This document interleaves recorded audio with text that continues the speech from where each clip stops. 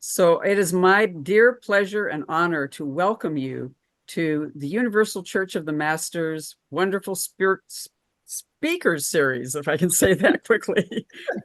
And we are so thrilled to provide this every day.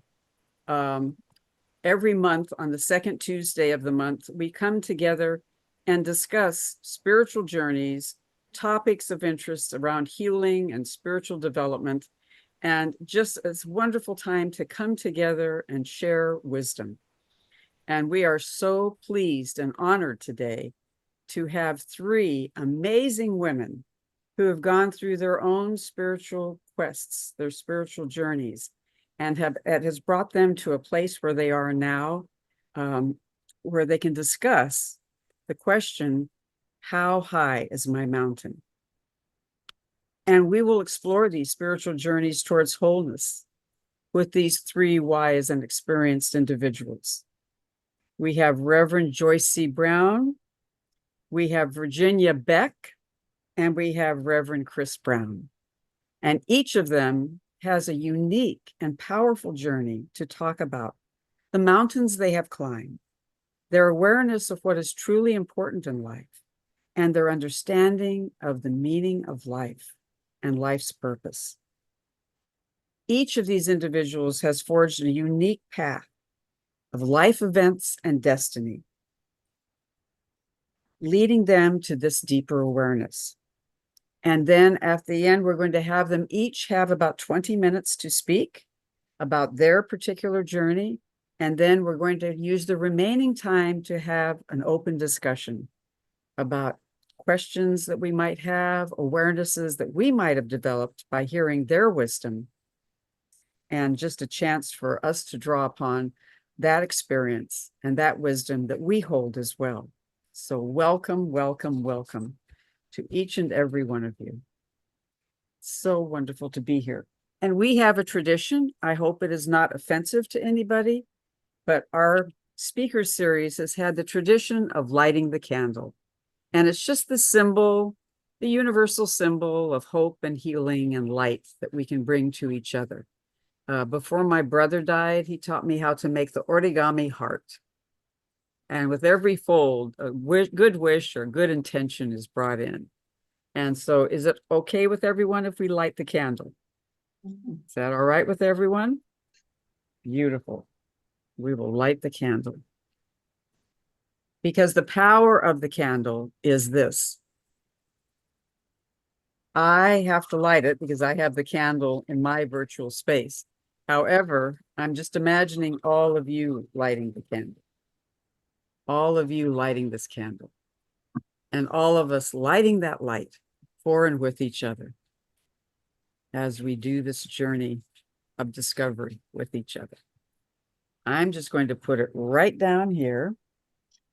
Janet, may I add something? Yes, please. Yes, I am Jewish. Yesterday was October 7th. Yeah. It's the 1-year anniversary of the Hamas attack on Israel. Yeah. And on that day, we lit the ArtSight candle, which is the candle that you light in the memory each year when you have lost someone. And so yesterday, I lit the ArtSight candle. Yeah. Thank you, Virginia. Wonderful. Thank you so much for doing that. And I also want to honor the grief and just the overwhelming tragedy. Yeah. Thank you for lighting the candle, because the ArtSight candle is that candle of remembrance that the light never goes out. Thank you. So I'm going to put this candle back here, but if anyone needs me to bring it closer to the screen, you just let me know. All right. So who would like to go first? I would like to go first. All right. Thank you. Thank you, Ms. Virginia. That's perfect. You all know each other, so I'm the newbie here. You're the newbie. All right. Well, thank you. Thank you. I am 81 years old. Oh, I come from a long line of women whose faces don't wrinkle. I'm very, very lucky. And of course, hair coloring. Thank you to my hairdresser. So anyway, but I start with that because I'm talking about a very long journey here. I was raised in a little tiny town of 1,000 people in southeastern Minnesota called Stewartville. And it was 10 miles from the Mayo Clinic Center, Rochester.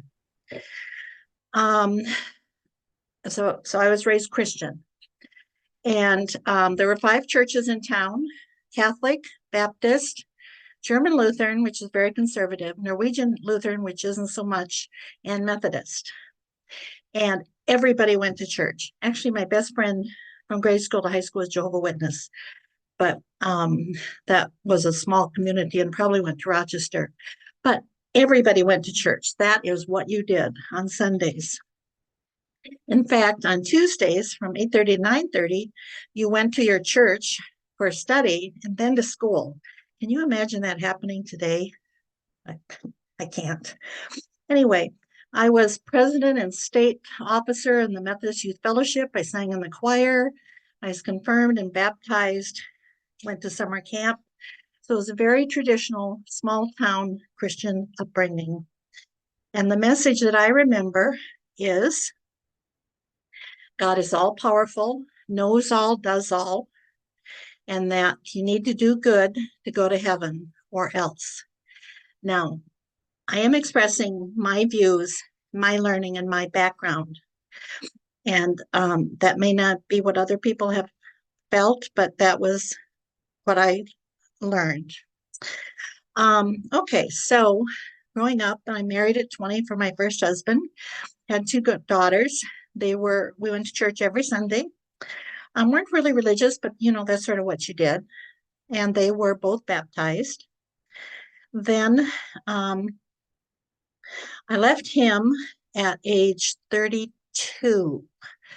And because the church we had been going to, he was going to, I was not going to go there. And I moved from the house that we had lived in. So I moved to a different neighborhood from Sunnyvale to San Jose.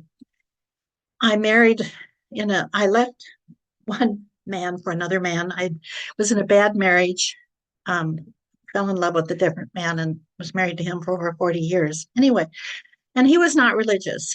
So church no longer was a part of my life.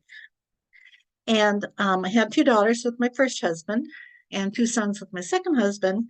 So between 4 kids, the youngest and the oldest were 18 years apart in age, working, having an ex-husband, have a current husband, and running a home. There wasn't a lot of time left for religion, spirituality, or anything. I was living my life and trying to keep my head above water. So that was my 30s and 40s. Okay, so now my early 50s, my son, who's now in his 40s, went to Bellarmine Catholic High School. And being independent like his parents, he said, you know what? I don't need people telling me what to believe. And I thought, well, you know what? I think I believe that. I think I agree with that. And I had more time in my life. And I started to think about this idea that God, being all powerful, can do everything and anything. And because I started to have more time in my life and become more aware of what's going on in the world, I thought, you know what? If God is so powerful, why are there children starving in Africa? What the heck? Who cares who wins the Super Bowl? Let's focus on children starving in Africa. So I became a non-believer. And so in my 50s and early 60s, I was a very, very strong atheist. And people would say, when I'd express this, they would say, well, okay, but what about creating heaven and earth? I'm going, well, you know what? I think the scientists are figuring that one out. And then they would say, well, what about heaven and hell? And I'll say, well, you know what? We're all going to find out, aren't we? And I am not worrying about it because that's down the road. Okay, so as part of my life in the late 40s, 50s, and early 60s, I worked for the city of San Jose. And I was very, very lucky. First 10 years, I was a curator of education at the History Museum in Kelly Park. And the second 10 years, I was the manager of the employee training and development unit in HR. I always said I was very lucky. I had a job I loved, I was good at, and they paid me awesome. So as an employee in HR, I had the opportunity to be trained in Stephen Covey's 7 Habits of Highly Effective People.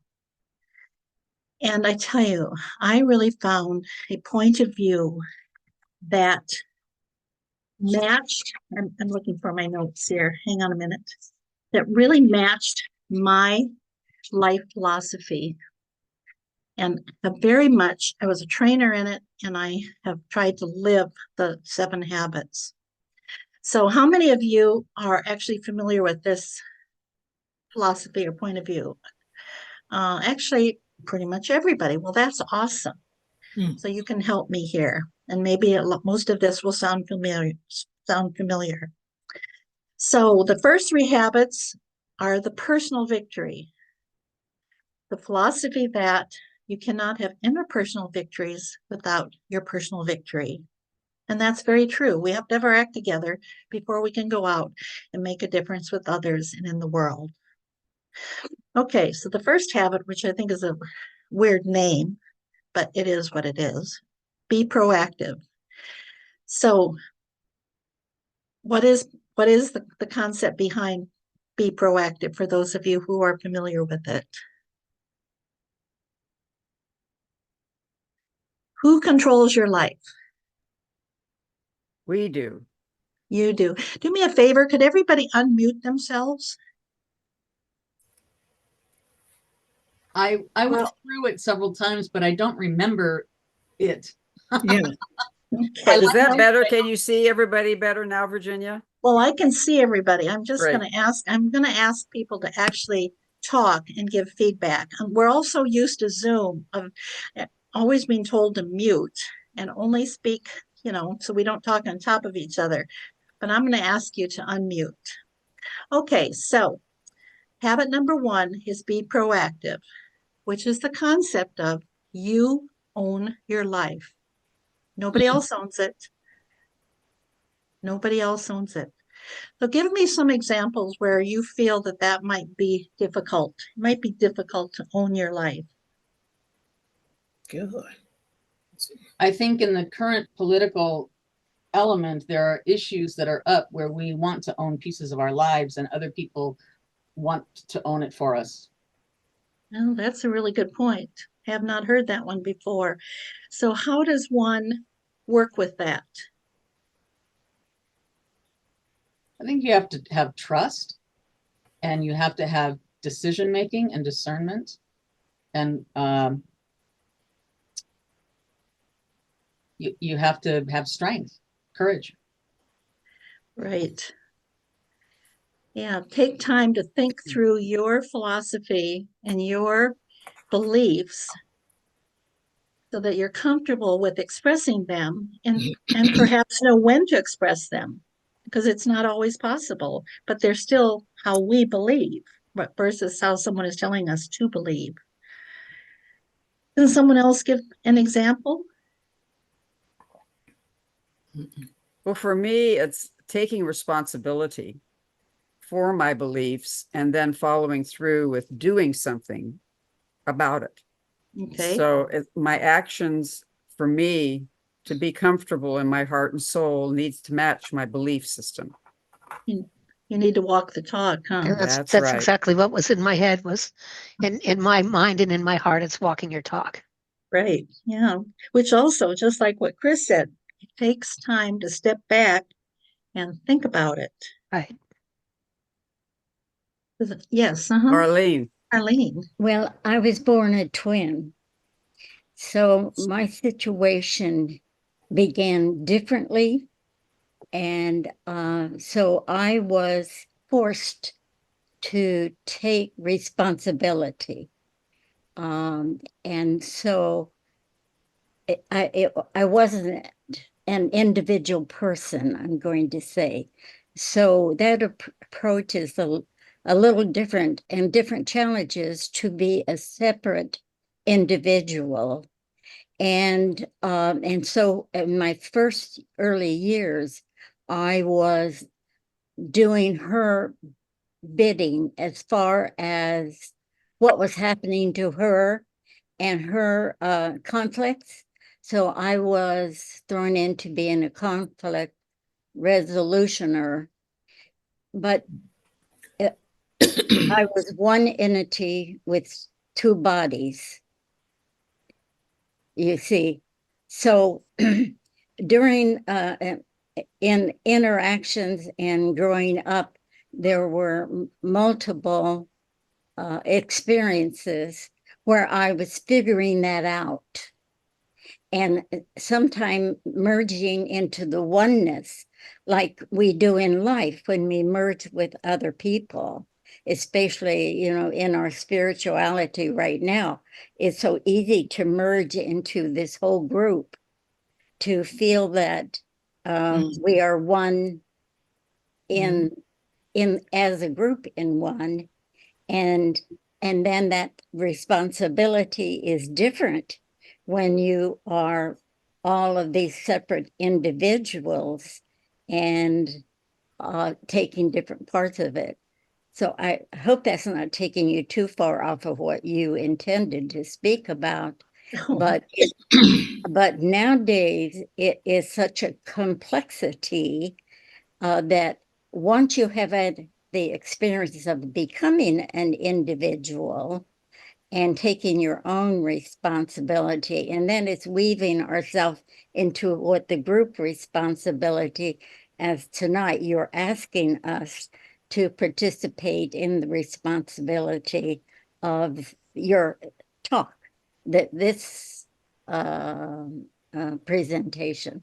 And so I see it as a wonderful dance and a wonderful expansion of our mind, as we are just, I can just feel all of the different ideas and thoughts that everybody has.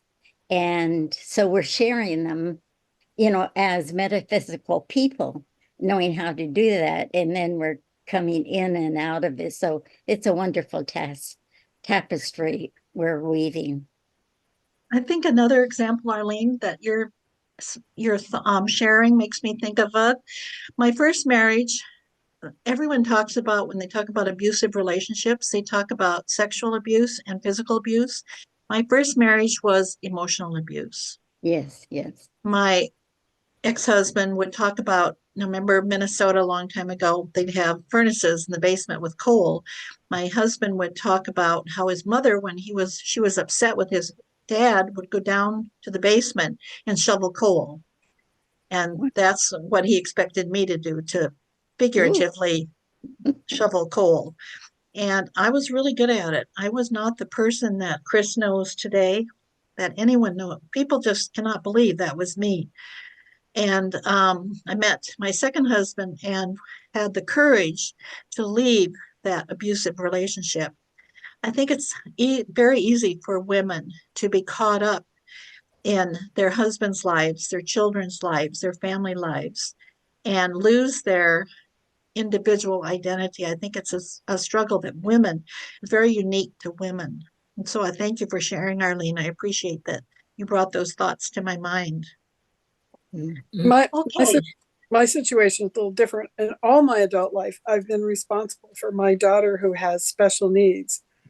And so I was kind of a rebellious, irresponsible young person, and very much so at the beginning of that, I was not very responsible, but I've become very responsible over time. And I have another daughter whose needs went by the wayside, who's recently re-entered my life.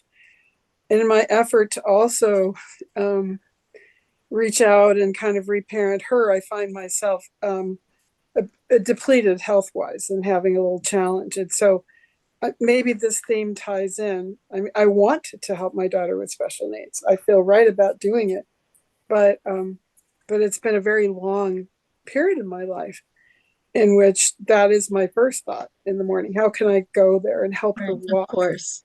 And of course, I can't right now go and help her walk this week. And so, part of it has been enriching spiritually, especially now that she has a placement over many years and it's a fairly good one and so forth. But when I was younger, I was just escaping, fighting against it. And now I've, moved forward with that responsibility. But I also see that I'm reaching a point like some of us where now I'm going to have to learn how to care for myself to stay in this plane of existence. But you know what, Lynn? What I'm hearing is that you were having a personal victory because you were choosing to care for your daughter. Eventually I did, yes. Absolutely. And that is a choice. All of your life, anyone can say, I'm not doing it. People make right and not such great choices. But you looked at the situation and made a choice to control your life and to share it in caring with your daughter. Eventually I did. At first I was young and escapist and Of course. made a mess of it, but later I did choose. But I also have to choose to care for me a little more than I have been. Right, exactly. Yeah. Well, I can say that I had that kind of responsibility thrust on me, not the same situation, Lynn, but at 13 years old, my mother divorced my stepdad, and I had a sister and a brother that were like 4 and 5 years old. And I was the first latchkey kid in my neighborhood.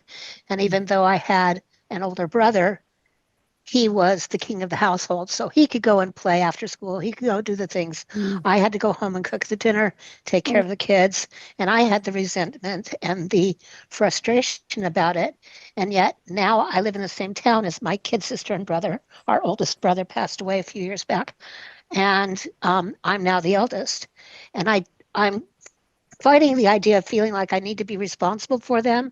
And they are fighting the idea of they're recognizing me as their sister, but also in appreciation and in love for knowing what I did for them as they were growing up. I would hear my brother yelling out the door, you better leave me alone or I'm going to get my big sister to come beat you up, those kinds of things. And I resented it. And now I'm honoring it within myself, but also learning to give time to myself. I retired from my job in 2023, and I've just come into remission. I'm in remission from cancer. And so the things that I'm doing to truly take care of me and having them there next to me saying, I want to be there, I want to be caring for you, I want to help. So it did come back in a different way. But that resentment for me was more like when I was, like 16. But I completely, every single person who's speaking their story here, there's something there that I can grasp onto and say, I understand that feeling. And even being a twin, Arlene, even because my brother and I were only 14 months apart, and we looked alike, and we found out as adults how much we had in common, and how we would say the same things at the same time. All those kinds of things that kind of feed into me and making me a whole person. I really like the storytelling format. I mean, to have 3 different stories that you each are going to tell. How much we learn from stories. Absolutely. Yes. Absolutely. So Virginia, can we hear your story? Well, I'm getting there. That's what I'm leading up to. And what each of you are expressing is going through your lives, and as we mature, we have the opportunity to make choices around what we want to do. And that actually, so I'm going to give you a situation and ask you how much power you have in it. So I want you to imagine that I'm sitting here talking to you, and all of a sudden I disappear from the screen. I have had a brain aneurysm and I have fallen dead onto the floor. Okay, so now I'm going to ask you, in that situation, and that I own my life, what preparation can I do for something? Death is one thing we have control over and we don't have control over. And so I want you to think about Virginia disappears from the screen, dead as a doornail on the rug, even though you can't see her. Or I could, maybe my head will fall onto my keyboard. What preparation can I make for that event? This is really interesting because several of the people on the call here attend a weekly meeting that's been going on for 4.5 years. And we actually have addressed many aspects of, well, I think coached by Janet for 25 years, but many aspects of this, including the preparation of wills, the preparation of advanced directives, and we recently lost a very dear member. And so we've walked it, and we've also looked at what would we do different? What do we need to take care of? What do we need to tell people? And then what are some of the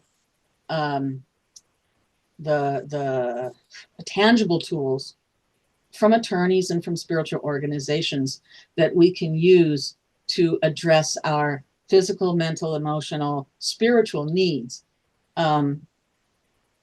So in that sense, I think we probably have a lot of talking under our belt about that. One of the things that I've done is I'm associated with the 5 wishes, and I've taught that, and we've talked about it. So that's kind of the framework that was best for me at the time when I needed it. And I got everything all filled out, everything I want, everything this, that, and the other, but I don't know where I'm going to be at. Someone's going to be walking around with a bucket of me.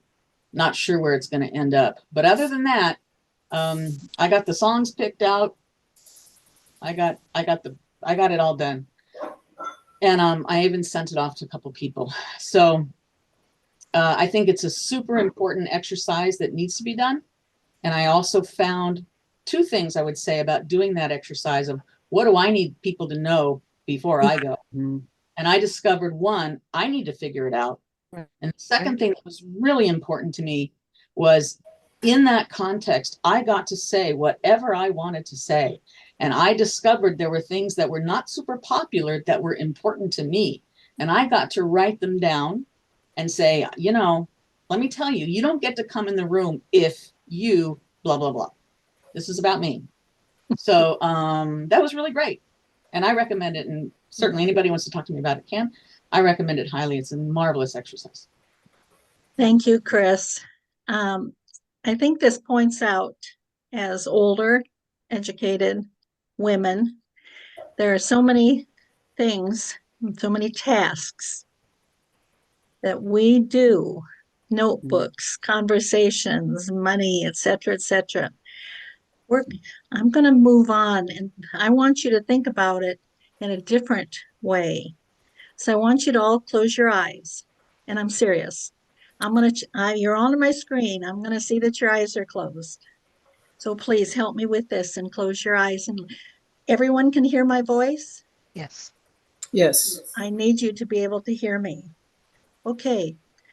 I want you in your mind's eye to imagine this, that you have walked into the back of a synagogue, in the back of a church, in the back of a funeral home, in the back of a gathering in nature, in the back of a home where they're sitting Shiva.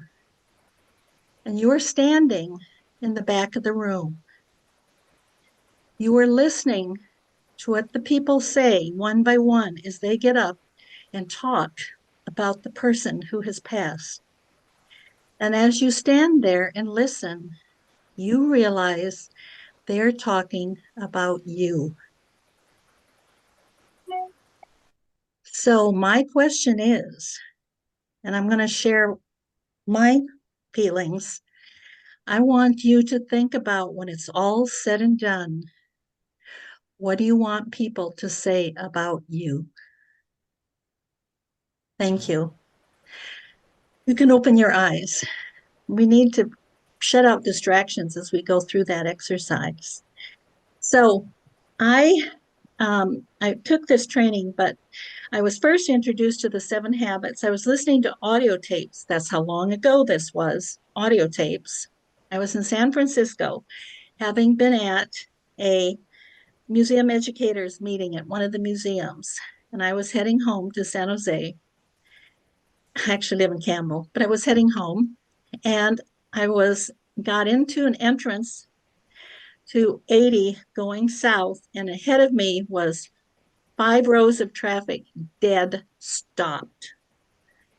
And I was listening to the audio tapes as I crept along, and I came to this part in the tape. And when I heard this exercise, I didn't close my eyes because I was driving a car. But I heard this, I thought, I know exactly what I want them to say. I want them to say she cared about others, she did her best, and she was grateful for what she had. And what is that? That's my mission statement. Yeah. So, habit number 1, you own your life. Your life is yours.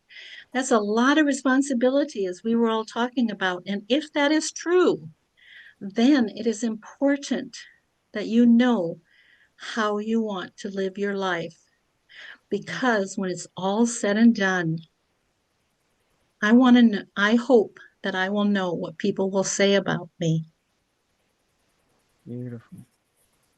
And so you have about 5 more minutes, honey, and then I'm going to switch speakers on you.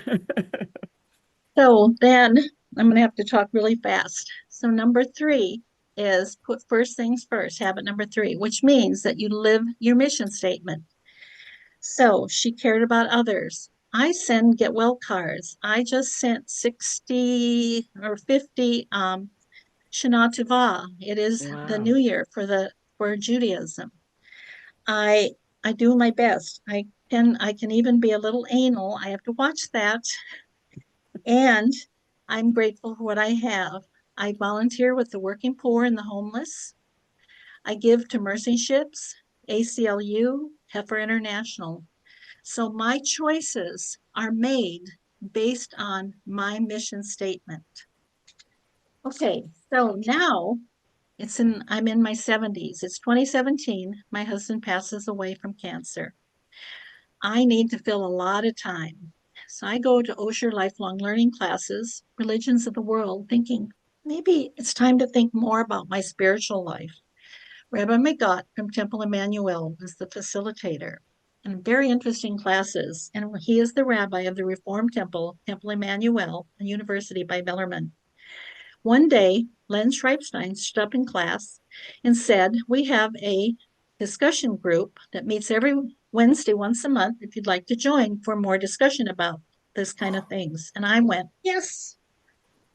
Then I go for several Wednesdays, and he says, now we're gonna get some small groups going. Yes.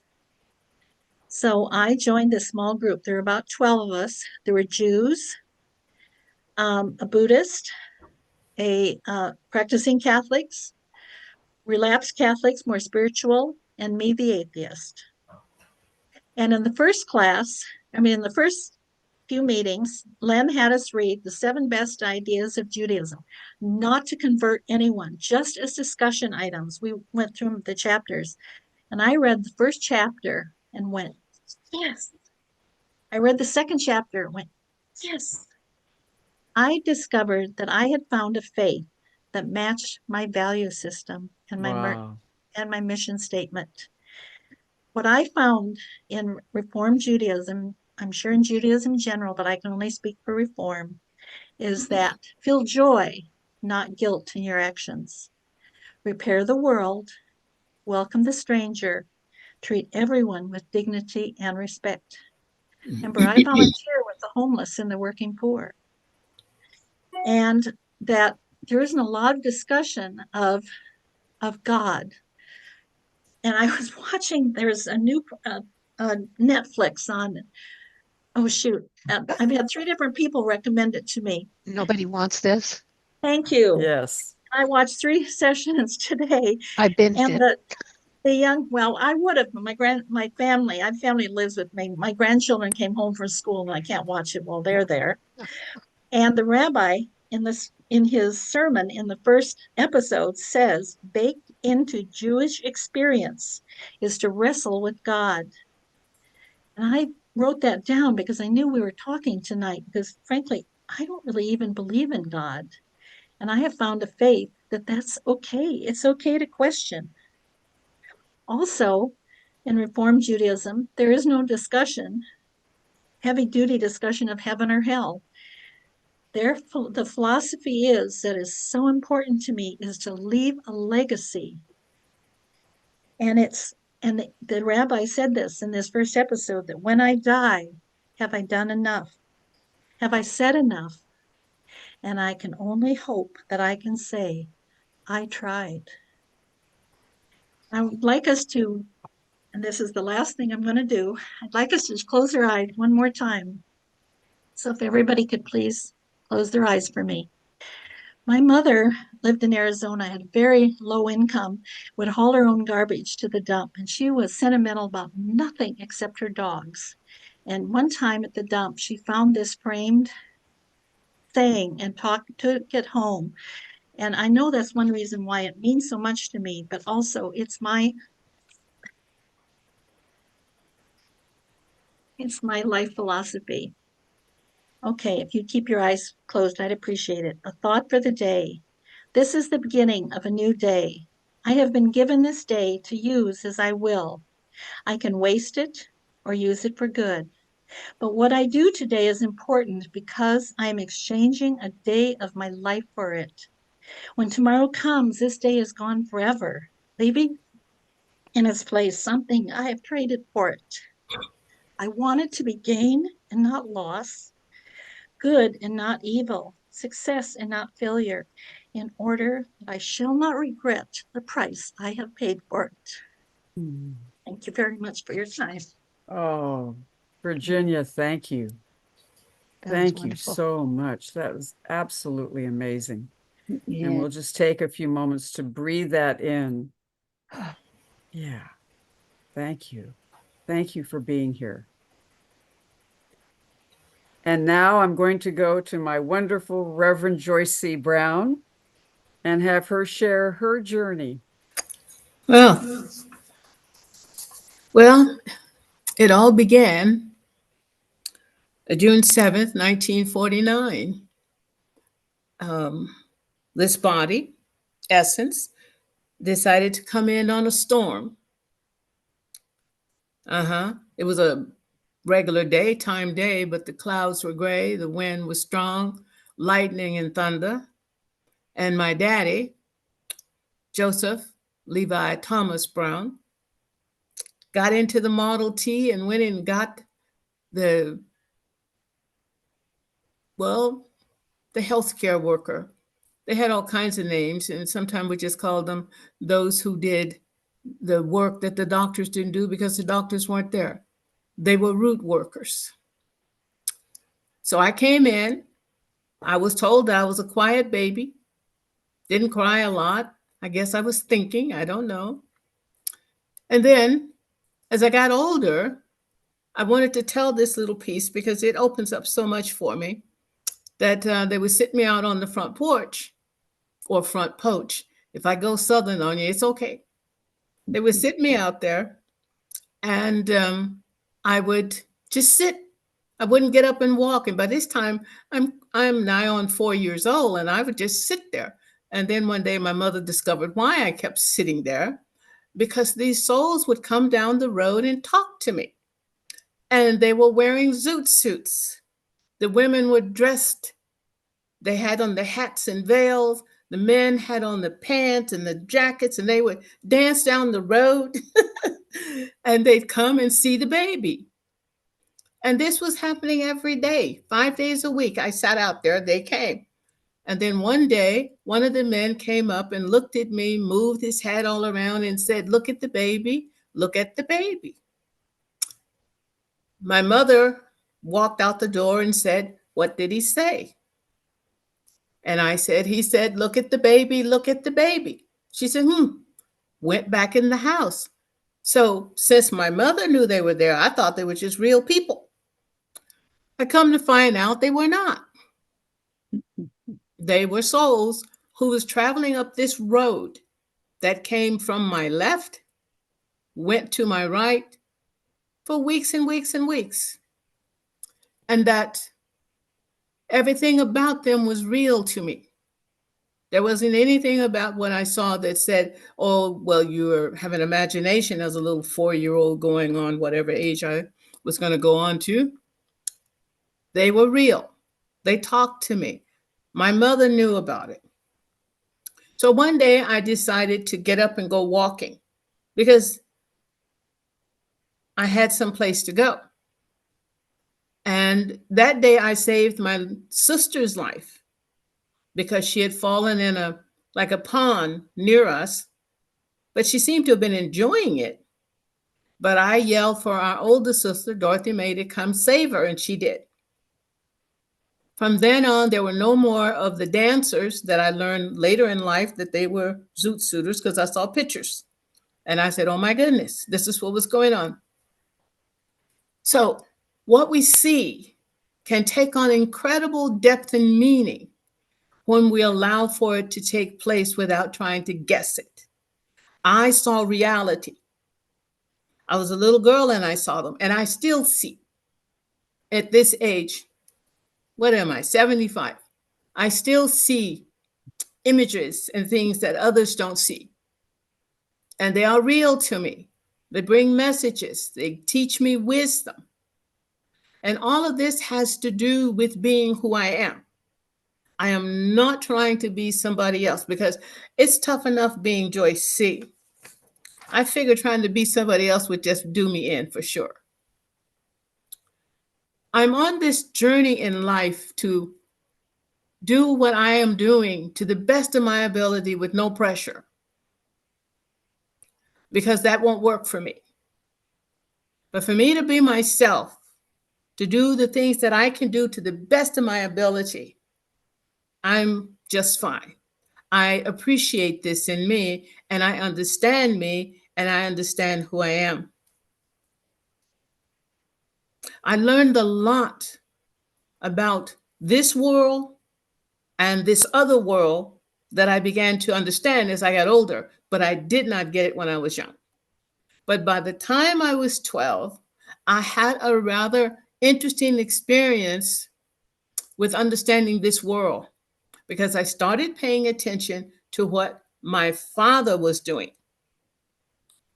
And it had to do with those were souls who had, let's say, vacated their bodies, but they still remain with us. Okay? And whenever we were going to a place where there was someone there still doing what we used to call haunting houses, my father always got between me and that place or that person. He always stood between me. I can see them. I thought they were all just real folks standing there. I didn't know. I still, at 12, everyone looked very regular, wearing the clothes, everything. They had color and brownness to the skin. No one was looking like freaky movies like skeletons and things all grotesque. There was none of that. This was just a kind of reality that was for me. So I learned a lot to look at what I am looking at. Do not judge it. Do not judge it. Just look and gain some wisdom and do all you can. If it comes to you to assist or help someone, you can do that. But don't judge it. Do not go after something as if you've got all the answers, because my name is Joyce C. Brown. That much I'm sure of. The rest of it, I have to fill it in every day. As to what is going on in my life, what is going on in this world, what is going on in my neighborhood, it is always changing and evolving. Nothing remains the same. This all reminds me of to church, where the same women would get up and shout every Sunday. They didn't miss a Sunday. And this one woman I saw at her son's prayer bench becoming a minister, I saw her levitate and float across the benches and sit down. And she knew I saw her, and I knew what I saw. These were realities to me that came in an early time in my life in the community I lived in. It wasn't something I read in a book because I didn't have any books. It wasn't something I saw on TV because all the TV shows we saw were very segregated and racist. It was what I saw in reality right before me. Right before me. It wasn't guessing. I know what I saw. I know what I felt. I know the scents that I would smell when there didn't appear to be anyone in there wearing that scent. All of these were happening to me at an early age. And so by the time I was 13, I was living in Santa Barbara, California. Talk about your cultural shock. It was an amazing experience. I was so accustomed to be around 100% Black. Now I'm in the minority. I am the 1% and 99% white on the street that we lived on. But these were rather accepting and very fine people. But I still had to adjust to being where I was because everything had changed. I am no longer working in the fields, cotton. I am no longer farming. I am no longer doing any of those things. I am no longer going to a segregated Black school with all Black teachers. I am in Santa Barbara, California, Hispanic, white, other nationalities, and there was a Black community there that lived pretty segregated. My family didn't do that. We moved up on La Mesa, where there was only white folks. It was very exciting. It took a lot of adjusting. It's a tremendous amount of adjusting to this is another world. And I told myself, well, then, Joyce C, be yourself. So I was me. I took up babysitting. I was good at it because I was like my daddy. I told stories. The children would be just raising the dickens. And I said, well, I know what my daddy did when we were acting like we didn't have any sense whatsoever. He would sit down and tell us a story. And these stories would have us waiting to find out what happened. And so I started making up my stories. Parents were coming home and said, what did you do to these children? And I said, well, I'm either going to be looked at as okay, or I'm in deep, the S word trouble. And they said, and I said, what? They said, they just want you back. They don't want anybody else. What did you do? I said, I just played with them. Well, what did you do?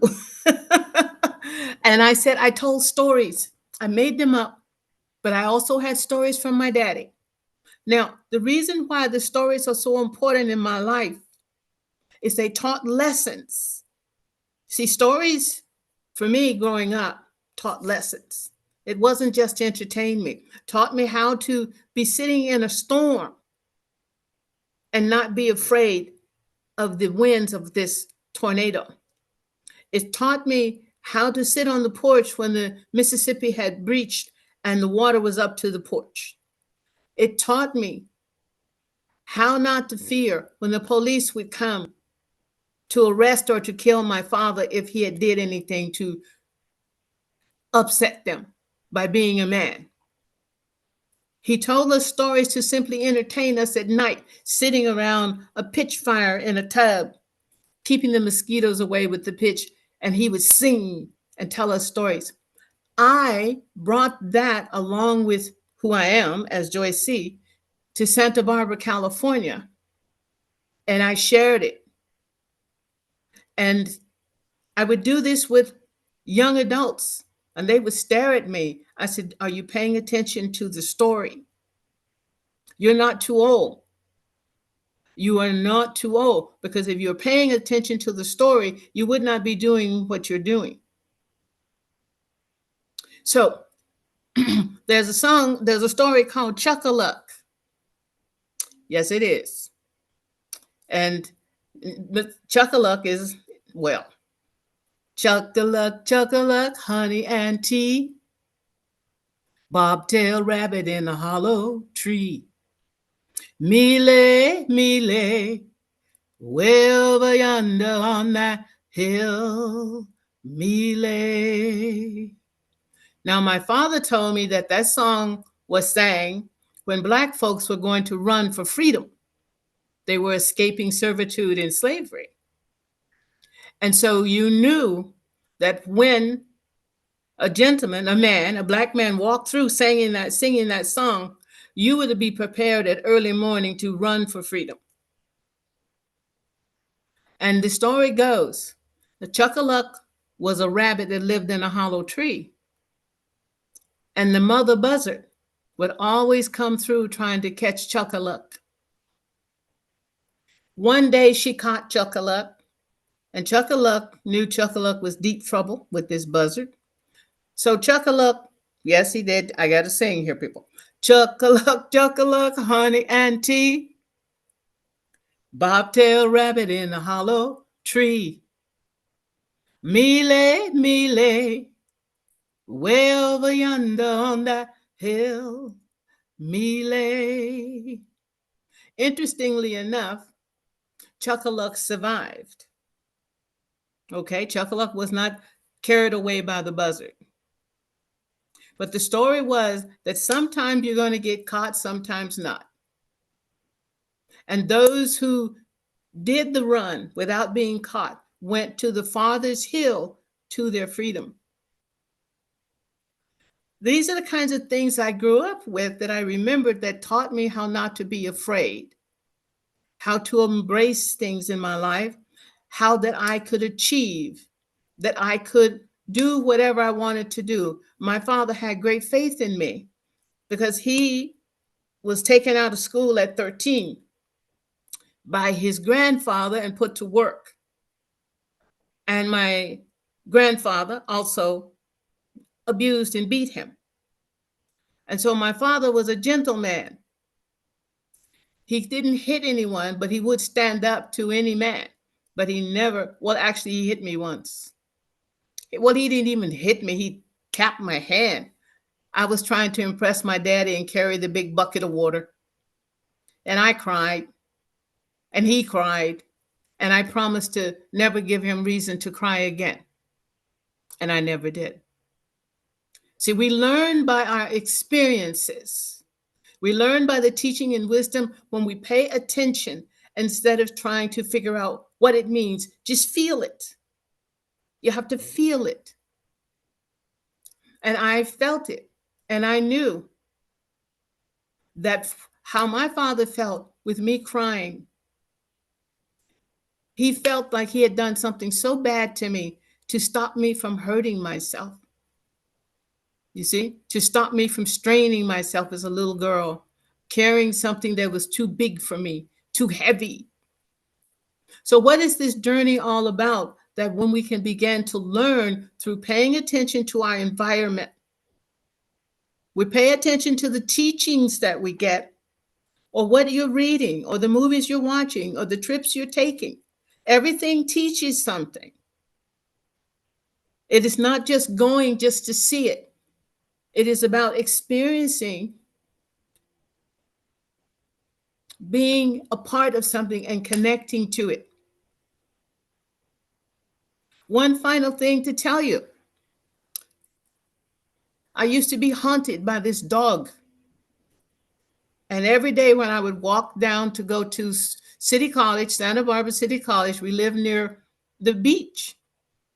This dog would come from no place. And every day it got closer and closer to me. And it was very aggressive. And it made me afraid. So my father one day said to me, Joyce C, I'm going to walk with you to school. And he was proud that I went to the junior college because he never got to go, that I learned to read and write. You see, all the things he was denied. And I said, okay, Daddy. And we'd walk along. Sometimes he would talk to me about who knows what. Sometimes we said nothing. I would just walk along with my daddy. I was one proud girl. You can imagine how I felt. And there was no dog. No dog. From then on, when I walked that path to go to junior college, no dog. And I said, my father brought his presence. I do believe he sent a message that said no. He knew. He was very intuitive. He was so amazingly intuitive. He made the difference. He cleared the path for me to go to the place that he wanted me to go, that he could never get to go. To be educated, to be able to stand up tall, to be an educated Black child, to have a different life. All of these things are very important on the journey. When we are sharing our teachings, what we've experienced, we're not just doing it to talk about ourselves. I'm not just doing it to talk about me. I am doing it to share that everything is possible. We just have to go for it for ourselves, not to prove it to anybody. Only person I had to prove anything to was me. I did what I did because I loved my father dearly. And I wanted him to know that I heard him. You see, that I understood what he had gone through and that it was okay because he was my daddy. And I was his Joyce C. Thank you. Thank you so much, Reverend Joyce C. And just as we intake that and bring it into our awareness, how the difference in our spiritual development in our life journey can truly be sometimes another human being that embodies exactly what we need. Yes. A remarkable man. You would have appreciated him. And the other thing about him, too, that was really interesting is that he was absolutely very compassionate. And he did so much for everyone that we knew in the communities we lived in. Everything we shared food, helped them with whatever we needed to help them with. It didn't matter what it was, he was there. And our household helped to feed many people on the road that we lived on. And he gave and he gave and he gave up until his last days on this planet. He was giving. So Joyce, was your father's name? My father's name, Joseph Levi Thomas Brown. When was he born and when did he pass from this world? Well, he was born in 1898. He passed from this world June 10th, 1972. That was 3 days after my birthday. Now tonight, his Yes. legacy is recorded to be heard by anyone who wants to know him. Oh, he's an amazing man. A lot of people. Then, by the way, on the street we lived on, the women really enjoyed him. I should just tell you that part. And because they told him he was too old to work, so he helped everybody. He would help them with their lawns and do this and do that, hang out at the beach with people. And he was a hit with all of the women on the street. But he just would go over and help them do their things. And I used to watch that, and they had to come out and talk to him and smile at him. And but he never acted the rascal. He was a very devout man to his wife, Louise King Brown. But I just thought I'd tell you, but I always thought that was sweet myself, you know. But he was just he was compassionate. Yeah. And well received and respectful of women. He truly was. And he was very devoted to our family. Yeah. Yeah, so he was a very fine man. And Just you one are more the time. fruit of that. One more time, tell me his name so I can take it in. You want it again? I want to take it in. Okay. All right. Joseph, Levi, Thomas, Brown. Wonderful. Mm-hmm. Yeah. Wow. Mm-hmm. And you are the fruit of his love and care and nurturing. You know, But- you carry him forward. Carry him forward. Absolutely. He That's lives so- on. Joyce, sorry, what was the name of the town that you lived in Mississippi?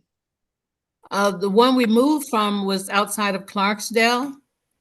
Where I was born was Marigold, Mississippi. And the name of that song that you were singing, what's it called? The one about the It's called Chuck-a-Luck, Chuck-a-Luck, Honey and Tea. Chuck-a-luck, honey and tea. Thanks for sharing. Yeah. Mm-hmm. Beautiful. And I want you to know that we are going to have amazing times to have a dialogue together, you know, as we move forward. Are you complete, Reverend Joyce C? Oh yes, I'm All right. I'm good. All righty. So let's head on over to Chris Brown. I'm so happy. Chris, this was actually the brainchild of Chris Brown. I have to give you credit for it because we talked about doing something else for the speaker series, and we kind of came up with this in organic conversation. How high is your mountain? So that comes right from Chris. So, Chris, would you be willing to share with us your journey? Absolutely. So those of you who've heard me before, you know I prefer to read so I don't go off track. I have a two-parter, and I've noted the time. We'll be fine. I promise we'll be fine. I'm gonna start reading, and I think it's all gonna fall into place. And I am thrilled to be able to share this.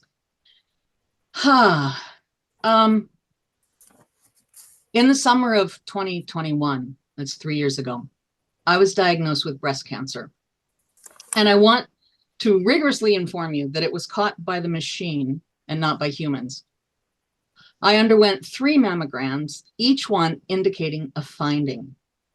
The medical staff could never find any problem, but the machine kept insisting it was there. Eventually, I had a biopsy, and indeed cancer was found at stage 0. I'm forever indebted to the medical professionals who worked continuously to reconcile their lack of physical findings with those of the machine and to catch the problem before it became irretrievably consequential.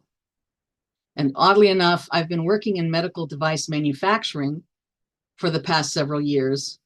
So I have an immense appreciation for the vision and the engineering of the machinery as well. So in that late July of 2021, in short order, I made plans to have the surgery, a lumpectomy of one breast. This would render my torso asymmetrical, lopsided, sunken on one side. I sought out advice from a plastic surgeon, and I'm going to let this letter that I wrote to my friends in August of 2021 tell the story. I'm now going to read a kind of an open letter to a group of friends. The letter's called Chris's Philosophical Take, the New Baseline. So I was going to give you folks an update on my medical situation, and I will, but something else has come up that I also want to bring to the fore, so to speak. I'm not one to shy from the controversial, so here goes. Last Friday, I had a consultation with Surgeon A. Robin liked him. I thought he was okay enough, and I had promised to defer to her selection. But we decided to keep our appointment with Surgeon B anyway. That consultation with Surgeon B was Tuesday of this week, a day and a half ago. And as a result, my whole life seems to have been turned upside down or maybe spun around. And yet it also feels it has come to a new stage of complete. While I was conversing with Surgeon B about my impending procedure, I asked a question that I had not felt free to bring up with Surgeon A 4 days prior. And my question was, could I get a breast reduction And could it or should it be done at the same time as the major surgery? Surgeon B didn't skip a beat, but he did ask, well, why would you like to do that? And I gave him two answers. The first was the classic response about physical discomfort and hygiene. But I glanced across the room at Robin, and in a very restrained manner, I said, and, well, it's really also about the non-binary thing. I kept looking over at Robin because we had never had this discussion. Jiminy Christmas, she thinks I'm coming in for life-saving surgery, and the next thing you know, I'm blithely changing gender on her. So I wanted to tell you about my short journey so far in this non-binary realm. It has been a revelation to me, and perhaps it may be of interest to you or someone you know. I've always identified as wanting to do what the boys did because, to me, that was always more interesting and fun and creative and rewarding. Not that what girls did wasn't good for them, but it wasn't good for me. Not where I wanted to go and not what I wanted to do or focus on. Puberty was horrific for me. Things were happening to my body that I couldn't stop and that physically impeded my freedom. Later on, I would say that my body betrayed me on a monthly basis. Again, it kept me from participating in my life fully and completely, and for no reason whatsoever. I knew I was never going to have children, and I endured that pain and restriction for over 40 years. Becoming free of my monthly annoyance, but then getting older and heavier, seemed to just be the trading in of one problem for another. So much for feeling empowered as a woman. Now, as an aside, let me say this. Some lesbians truly love women. Some enjoy being a woman and identify closely with it. Neither of these was ever my story. I would pursue women romantically because that was the undeniable attraction, and even today it remains absolutely true. But that attraction isn't because they are women. This narcissist knows that choosing or needing to be sexual with women exclusively and not with men is absolutely all about me. It is the shape and the nature of the original wound. And as much as I have learned to enjoy men for who they are energetically and intellectually and emotionally and even visually, my loins remain stirred by the female gaze, not the male. So back to non-binary. Obviously, my gender is female and I'm attracted to women. That makes me lesbian or homosexual, whatever. And I can live with that, as that is a mathematical description of the interactions of tab A and slot B between two people. And yet, the question whose answer is non-binary is not about who I am attracted to. Rather, it is a question about self. And this is where the journey has been for me for what is now several months. A friend of mine began discussing her awareness of her own non-binary status several months ago. I was shocked to hear her say it, as I didn't know anyone close to me using that term. But as my friend continued to share her story, I found myself listening and intrigued. I thought about the hundreds, the thousands of lesbians I had met and known through my staff role at the women's music festivals in California and in Georgia for 8 years running. I thought about all the intelligent, competent, handsome, funny, lusty, scary women over the years. And I began to see a sifting of the images. These people like this were feminine, and these people like that were less so. Everyone on the land identified as woman or female, or they wouldn't be there, nor would they be allowed. But many of the women, maybe even most of them, chose not to express, much less highlight, the soft, curvaceous, receptive traits commonly acknowledged as feminine. And it was with their firm, muscled, active bodies with chiseled jaws and leadership traits that I resonated. So this week, after contemplating a lifetime of habits, of wardrobes, of choices, of preferences and demands, I have come out to myself as non-binary. I know what that means for me inside myself. It may or may not fit the wiki definition that I looked up this evening prior to writing this letter, but it has become undeniably freeing for me to look forward to a future with a new set of choices and a newly reworked baseline to explore and find my own beingness in. I feel like I can finally stop fighting my own demise. It's like all the Tetris parts of all my life all of a sudden reconfigured themselves all the way back to before the age of 3. And I felt a coherence within myself that I had never experienced before. So now, again, this is 3 years ago. While I'm not transgendering in any respect, and I'm not walking away from the female truth of my body, I am, however, scheduling a dual breast reduction as an adjunct procedure to the critical surgery already booked. This most welcome change may seem quite small, no pun intended, but it is the result of a huge shift in consciousness about myself and my true nature, and one which I am excited to explore in the years to come. The last time I was on the surgeon's table in 2018, when I had my earlier cancer surgery, my teacher said to me, "You have to have something to live for." At the time, the best I could come up with was to survive my older brother. And indeed I have.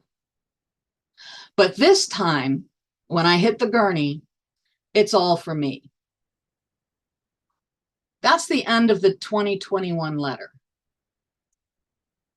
So 2 years on, I don't remember if it's 2 years or 3. 2 years or 3, I guess it's 2. Doesn't sound right. I'm going to say 3. 3 years on, I wrote this today as the epilogue to the former letter. And no one else has heard it, but you will today.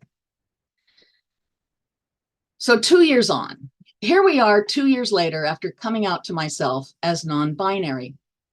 How has my life changed? What have I learned? What do I imagine for myself in the future? Due to issues completely unrelated to my epiphany about being non-binary, it turns out that I did not get the breast reduction after all. The medical requirements did not line up with the provider's approach, and I was determined a high-risk subject. Robin and I decided not to proceed with the physical removal. However, being treated for breast cancer brought about other developments. While I did not need to undergo chemotherapy after surgery, I did need to get radiation treatments 4 days a week for 5 weeks.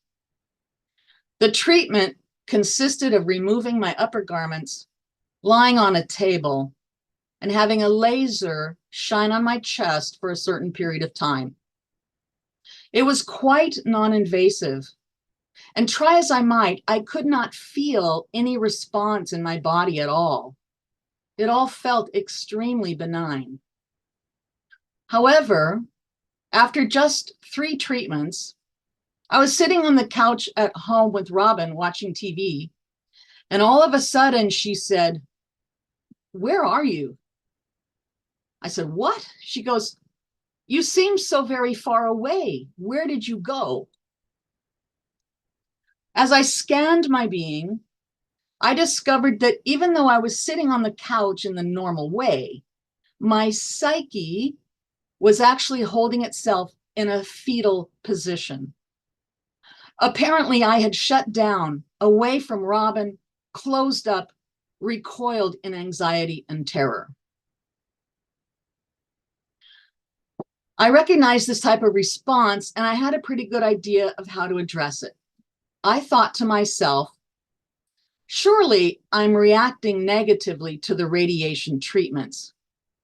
Yet I believe these treatments are important to my recovery. How can I make friends with the radiation? So I thought, what is radiation? Well, it's light and power, and it's the sun. I determined immediately that I could make friends with the sun. I went to my #1 solution resource, Amazon.com. And for several hours that night, I looked at images of the sun. Big yellow disk suns, gentle, smiley, cartoony suns, astrological suns, alchemical suns. And then I thought, how about God and the sun? I researched Ra and Helios and Baal and Mithra. I looked up pyramids and monuments and stone circles. And eventually I had a huge long list of wonderful references to God and the sun. And over the next 10 weeks, using Amazon as my personal print shop, I created 24 t-shirts, just my size and color scheme, with these precious illustrations of God and sun working together. Every day I would go to radiation, and before undressing, I would show off to the radiant technicians my newest rendition of God and sun working together to heal me. I no longer recoiled from radiation. I had truly made it my friend, my healer. And I'm going to take a moment now and show you. This is, I refer to this, so I'm going to call this an Oxford, but it's so hot I couldn't do the long sleeves. So here's what I would call an Oxford. And I'm looking at my picture, and here is an example of one of the t-shirts that I made. This is obviously a bright sun with ravens, crows flying. Very, very powerful God and sun. When I returned to work, I was still undergoing radiation. Every morning, I would share that day's t-shirt with my close coworkers underneath an open Oxford. My coworkers were a tremendous support to me and happily indulged my gleeful sharing. When the radiation treatments were over, I continued to wear the t-shirts as a badge of survivorship. You can't hurt me. I'm a cancer survivor. In fact, I'm a double cancer survivor. You really can't hurt me. After a few months of returning to work, I was laid off and had to find a new position. I was extremely fortunate to be hired as a supervisor, and I wanted to make a good impression. I also wanted to remain authentic in my presentation of myself. As a working manager with responsibilities in the warehouse, I was able to continue to wear the Oxford t-shirt style with cargo pants. And when it got hotter in the summer, I switched to Hawaiian shirts, still with a t-shirt underneath. I had great fun matching colors. For the past several years, I have sourced all my shirts from the Goodwill. It is surprising what can be found there for about the price of a cup of coffee. I make no apologies for my choice of apparel. And it turns out that by California law, my employer can't make an issue of it either. I feel very safe in my choice of personal presentation, just as I feel very safe in my relationship with Robin. I can now say in hindsight that the desire to undergo a breast reduction was a very real and timely yearning. I still feel wistful about it and about the difficult decision not to have it done. I have friends whose torsos are lighter than mine, and they have more physical mobility than I have. I remain envious, but I have made peace with that longing. I've also allowed myself to consider should the medical necessity arise, a full mastectomy if that should be prescribed. I feel I still have choices, and I'm deeply, deeply grateful for my health and my well-being today. But I found that by discovering that terrified child in a fetal position, and by giving her the immense freedom and support of wearing God on her chest every day, now 2 years on, all of my insides are coherent with all of my outsides. Who I am, what is important to me, whom I love, how we live our lives, I own that now. Every word I speak, every action I take is a reflection of a complete, present, filled up person doing her best to shine the light on the divine beauty and bounty that is around us and in all of us. And as I look forward to my next decade, I also look back at my experiences and choices and growth. I'm so very excited to learn what will be my next challenge, my next riddle, my next growth spurt.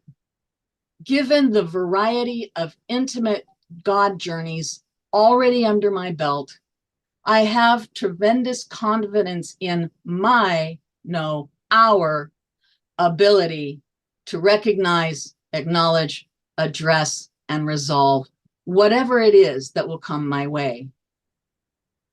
In celebration of life, truth, love, soul, spirit, mind, and principle, I thank you for listening to my journey. Aho. Aho. Beautiful. Thank you. Beautiful. Thank you. Thank you. Thank you. Thank you, Mhm. all three of you, for bringing the depth of your felt experiences and your journey.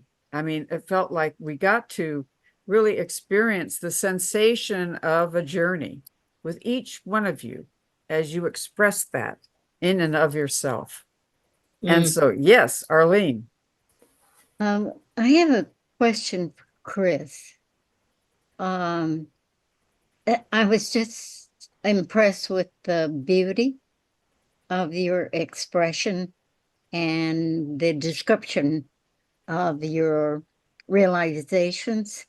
I wonder what your background was to bring you to that maturity that affected your thinking processes.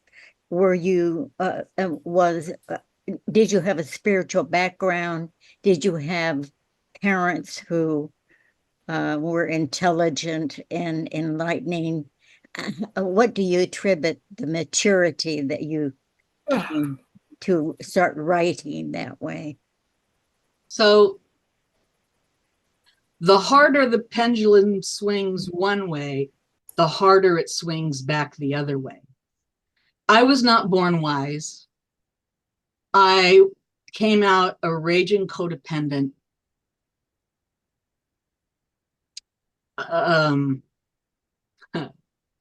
And I was way too smart for my britches. And I pissed everybody off. And I just stayed young and immature.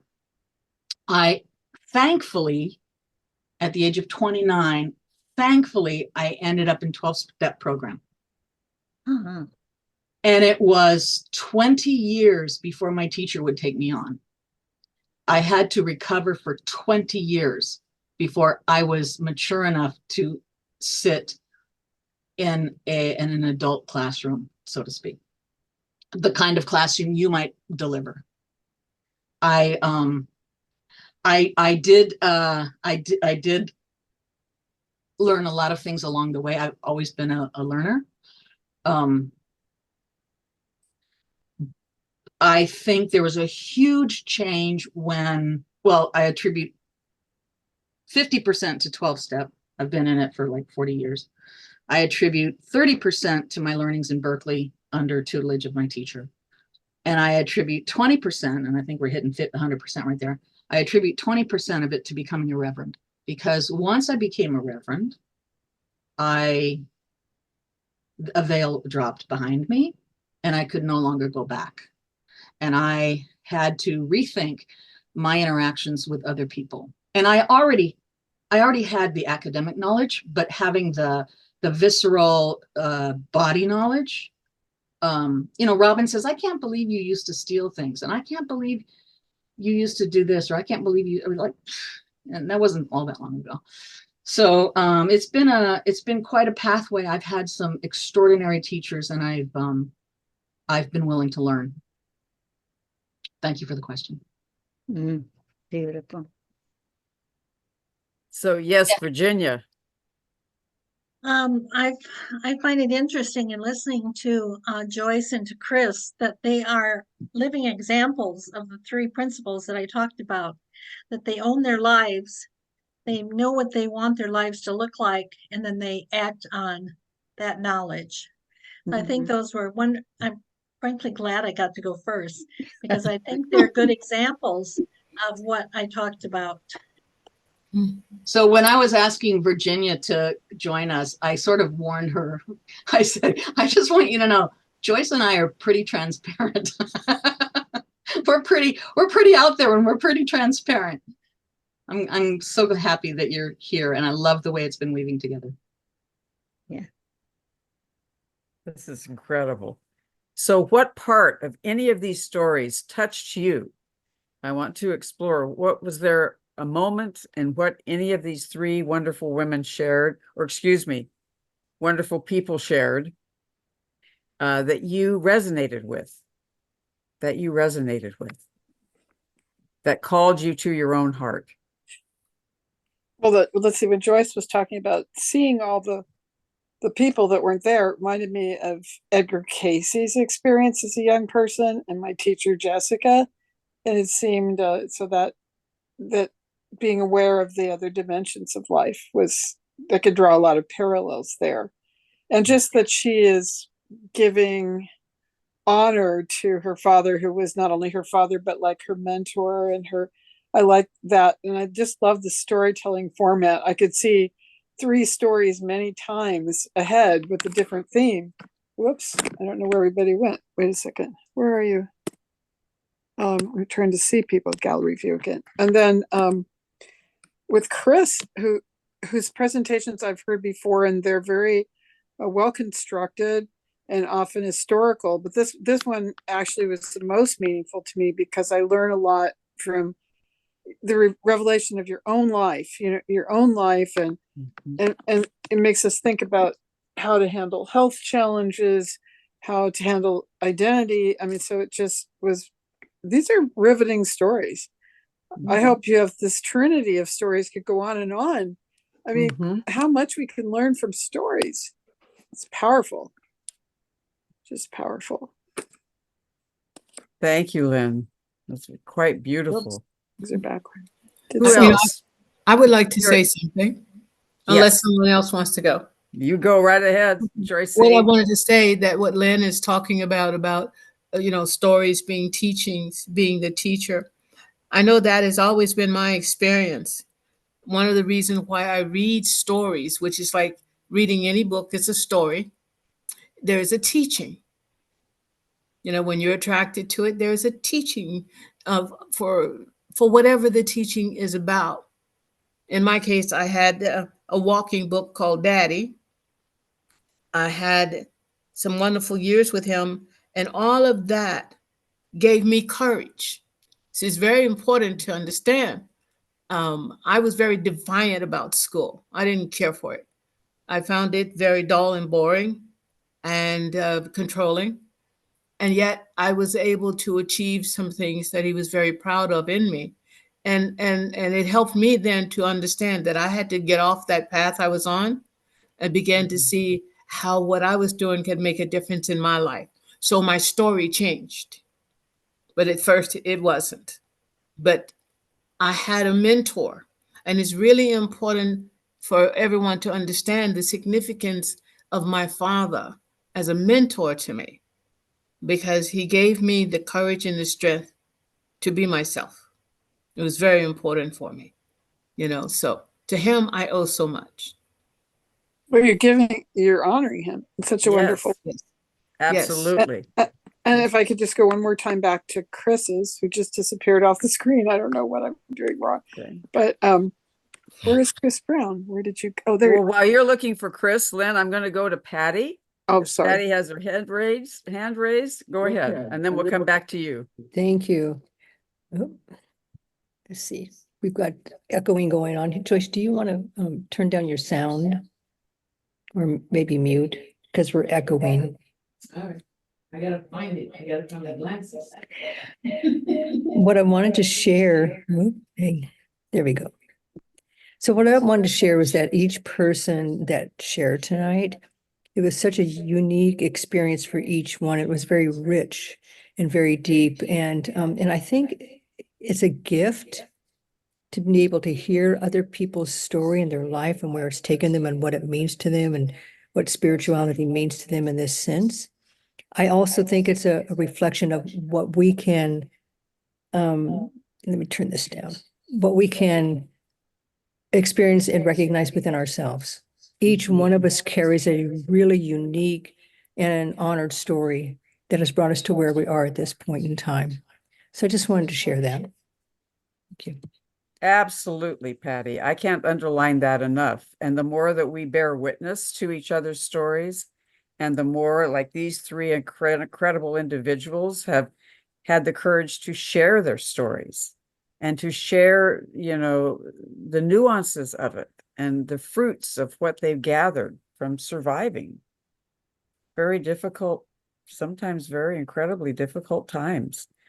And how it helps to see I call it the trajectory of the story.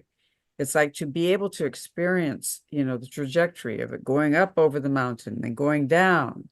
It's that kind of movement we can then feel in our own bodies and in our own lives, and we can apply it.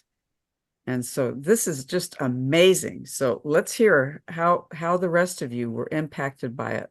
And Lynn, we can go right back to you now. Oh, okay, just for you, for Chris, the growing up with female gender roles put on us, whether you end up, what your orientation ends up being, I think it's fairly universal. My dad worked for the Department of Interior, and we had to live periods of months in Virginia while keeping our house here, which is the South, really. And I remember the petticoat dresses. I was pretty athletic, and I had to wear always those petticoat dresses in California and there all the time.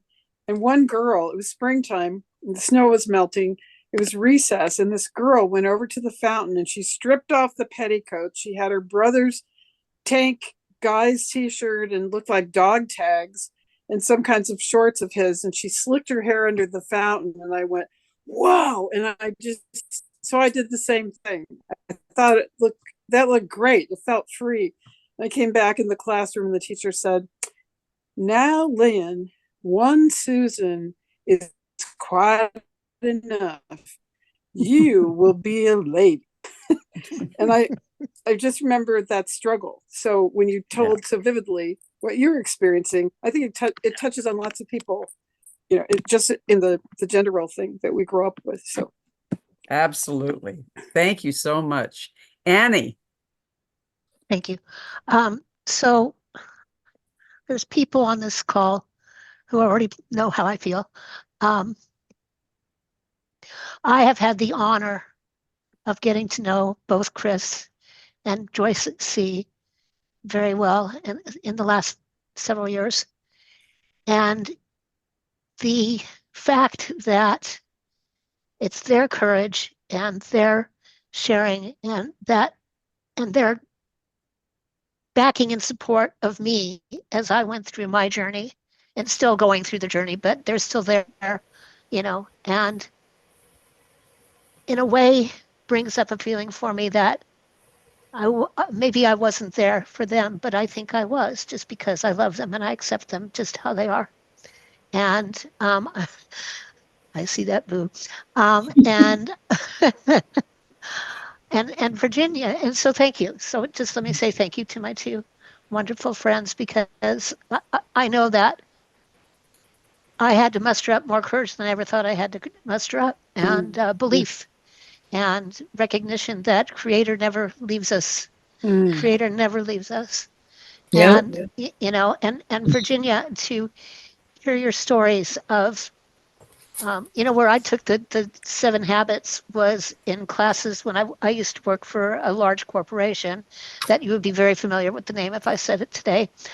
I worked for them for 24 years, and in several of my management trainings, there was at least 3 times that they brought up the you know, the habits. And what I had a great curiosity for was, as you were speaking of growing up, going to church every Sunday, and the Christianity and the different things of that, how you found Judaism. And so thank you for sharing that story, because I was born Jewish and my cousin is a rabbi, and he accepts me and loves me even though he knows I'm a spiritual minister and I'm not involved in the Jewish religion necessarily, except that I love my family and I love the traditions, some of the traditions. So thank you for bringing that into your life so that you could share it with us. I really appreciate that. And I just feel, you know, I know, except for you, Virginia, I know every single person on this call. And, you know, I have reasons to love each and every one of you for what you have brought into my life and what I hope I brought into yours.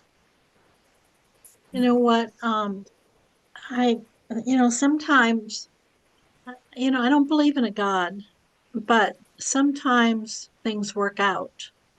Yeah. And whether it's God's plan or just the way it happens, I don't know. And Yeah.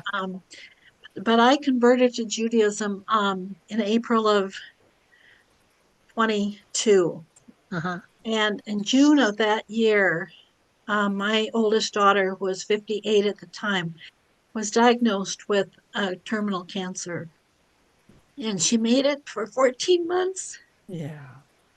But I tell you, I absolutely would not have made it without my congregation Yeah. and the people that held me up for those 14 months that we went by that journey.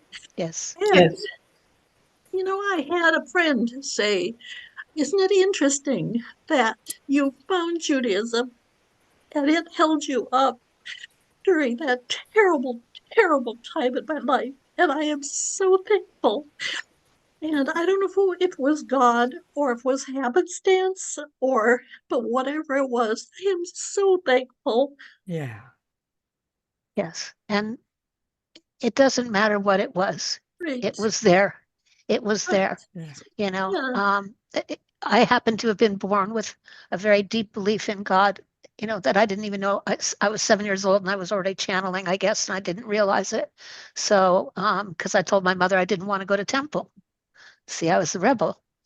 She said, "Why?" I said, "Because God's in you, Right. God's in me, God's in the birds, God's in the trees." So it doesn't matter what you call it, where it comes from. If you feel it in your heart and you feel it in your soul, it doesn't have to be God.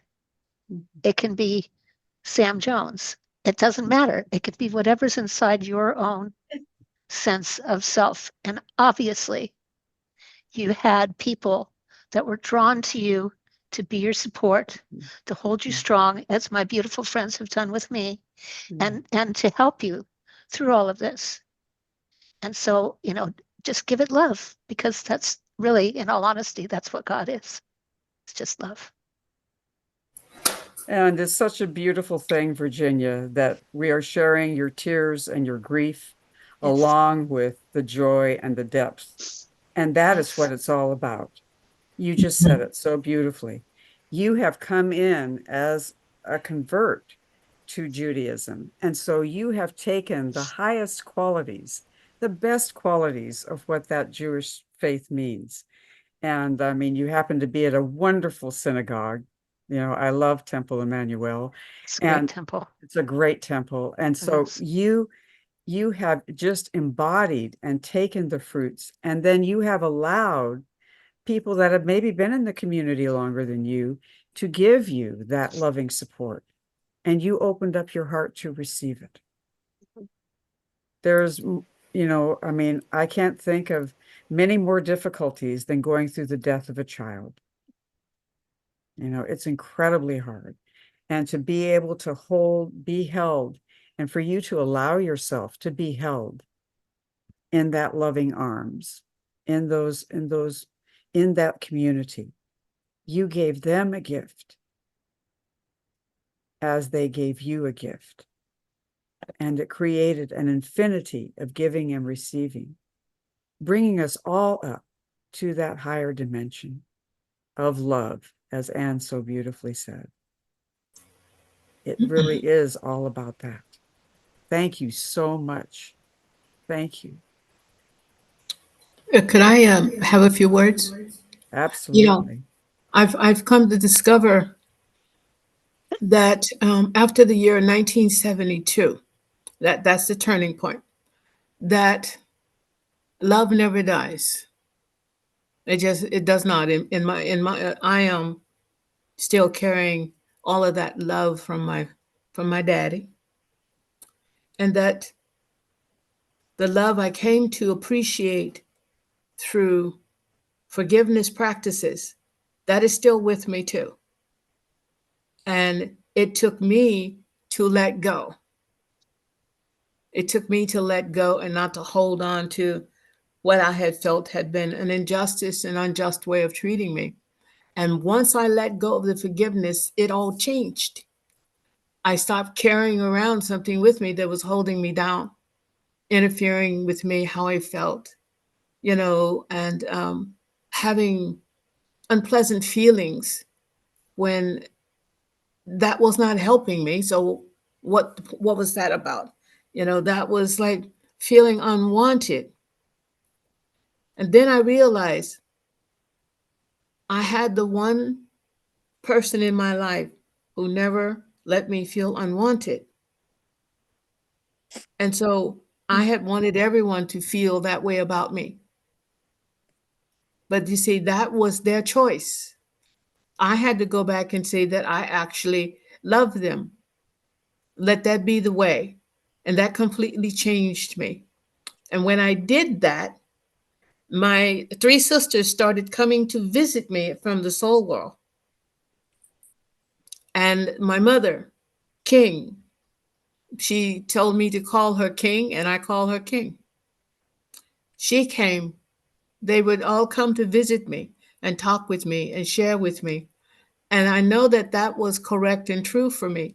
And it was all because I had let go of that which was hurting me and blocking me from receiving. Mhm. And it was all about coming to a place of just loving, no strings on it or anything, just loving. And it was wonderful. It was wonderful. It is such a burden released, isn't it? It's tremendous. You feel like this new person. It's you smile. People say, "What are you smiling about?" I say, "I feel good. It's raining. I still feel good." Or the bus is late. I don't care. I'm happy. I just went through this whole new experience. And but the food is cold. Well, that's okay. I brought my sandwiches. I changed. And it changed my motivation. Everything changed. It was a wonderful feeling. It was a wonderful feeling. Beautiful. Thank you. Now, Chris, we'll go to you. Yeah, I'm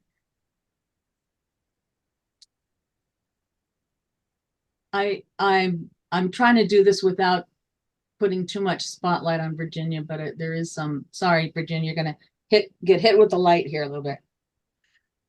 I think I'm back here looking at how high is my mountain, exploring the spiritual journeys toward wholeness, sharing the mountains we've climbed and the awareness of what is truly important in life and understanding of the meaning.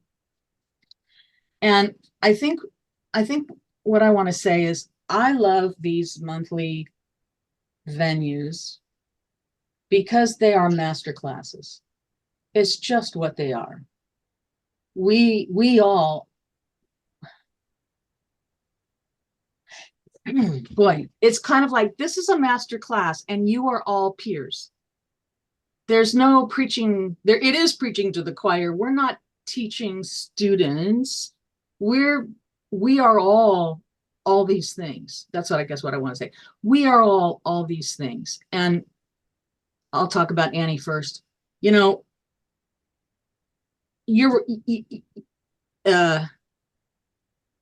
everyone, both here and not here, everyone is a support for everyone else. And, you know, Annie, you know, our relationship over 10 years and everything that we've done together. And just, yes, your presence, your love, your never ending support. And when I say that about Annie, it's actually true about everybody else.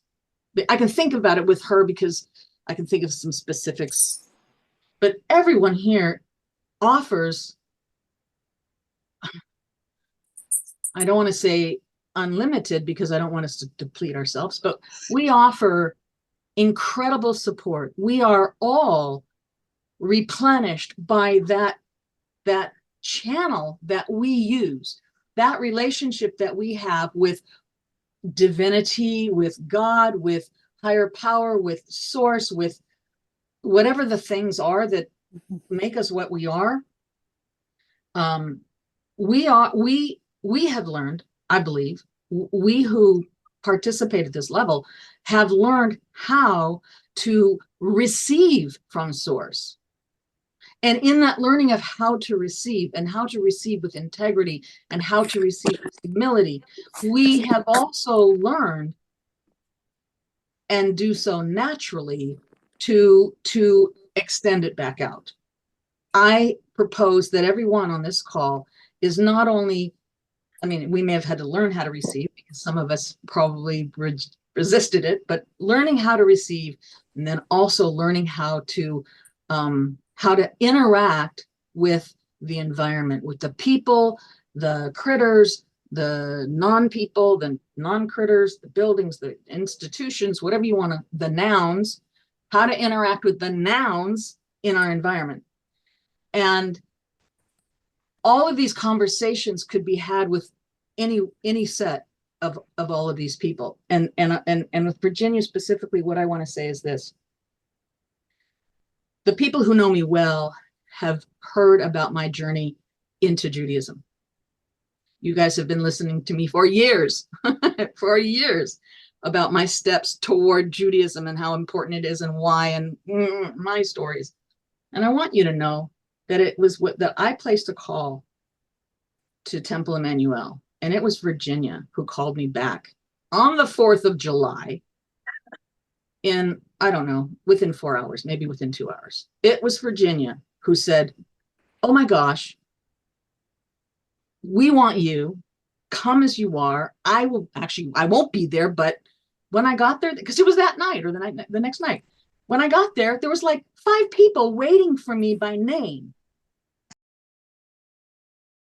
Right.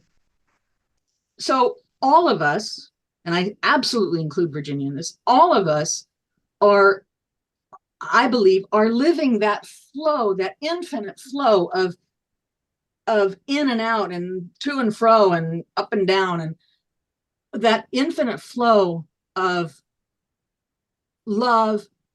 I like to call it divinity. It's not exclusive. It's in everybody.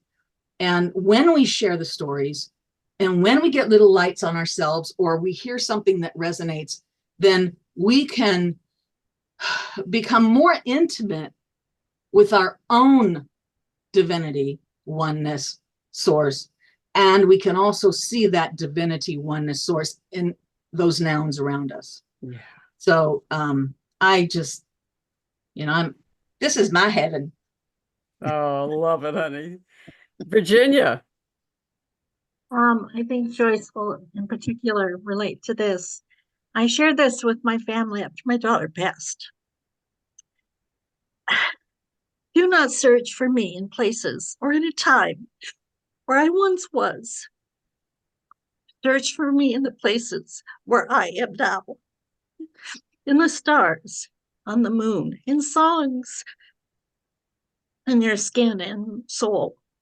For inside of you is where I still breathe, where I still live. And I look at that every now and then.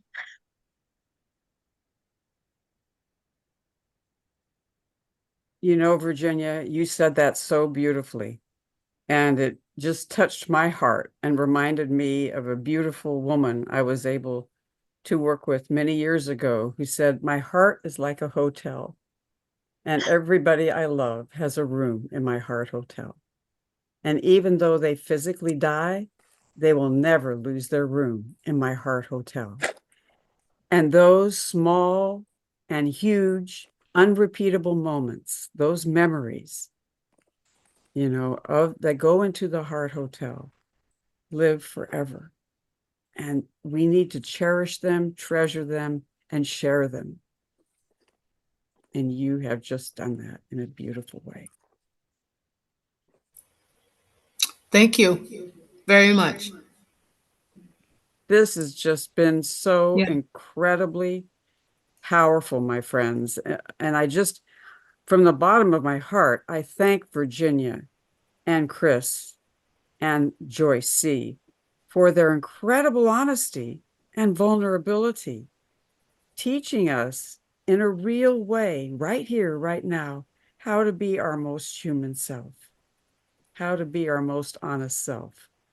And I can say, Virginia, to you, being one of our newer folks that are now, hopefully will get you hooked in coming every month, that, you know, what you have brought is just that wonderful gift of being willing to come in and share the moment, this moment with all of us, with each and every one of us. And Chris and Joyce C, we need these stories. People that are isolated and struggling with their gender identity, with people that have been oppressed, they need to hear these stories. For people that have been neglected or abused, we need these stories of survival, what brings us to our home, to our community. And so each and every one of you, thank you for tonight. Thank Please you. let me do if you Everyone. do the storytelling again. This is great. I think it's a wonderful format. I learned so much. Thank you for having it. Thank you. Thank you, each and every one of you, and go away with this one little homework assignment, and that is to do something bad and decadent that has no socially redeeming value whatsoever, but just something to give yourself a Okay. treat. That sounds Hi. good. Thank you. This is a very deep Wow. conversation, so let's do something. I'm gonna to go spoil find the ourselves. cookies. Where's your hot Oh, I chocolate love it. choice? Where's your hot chocolate, Joyce? I'm headed in the kitchen. What you talking? I'm in there. Well, I'm not Count close on me. enough to share any. So, Just imagine it, that I'm knocking down some for you too, girl. thank you, darling. Oh, Can we Uh-huh. have love it. a Night, prayer? everyone. Thank you. Love you. Thank Thank you you, so Thank you. much. everyone. Can we It have was a prayer? wonderful meeting everyone. Yes. A Wonderful. prayer going Thank out? you. Can we have a I, prayer? uh, I enjoyed myself immensely. Thank you very much. Yes. Yes, Lots of wisdom and wonderful teachings. Thank you. absolutely. All right. Can we Would have someone like a prayer? yeah. Can we have a prayer Oh, going out? Absolutely. Let's have a prayer. So, Beloved Creator, would you like to share it, Anne? Would you like to do the prayer? Okay. no, that's okay. Thank you. Beloved Right, Creator. right here Go with ahead. you. All No, righty. I said I'm just right here with you. each other. Yes. So, beloved Creator, in all your forms that we know you, in all the ways that we embrace you, in all the ways that we can be ourselves, we just are so grateful for this moment, for this deep wisdom sharing, for this incredible time where we can gather together in the belief that we are strong, we are whole, and we are walkers on the journey. And as we walk that journey, may we feel our love for and with each other, on our love of the world and the world's love of us. May it all come to fullness and fruition in this moment. And may we trust ourselves. And so it is. And So it so it is. is. Blessed There it be. is. And what I Excellent. was trying to say is, Arlene, our prayers are all with you as well, Yes, and for your yes. safety and for the safety of all those Absolutely. near you. Yes. Excellent. We're going to surround you with a protective bubble of love and strength. Thank you. Yes, for some crazy women, it'll be perfect. Yes. Yeah. That's what I'm thinking. I feel Yeah. very blessed. Crazy women All of unite. you. Yeah, we are powerful. Yep. Yes.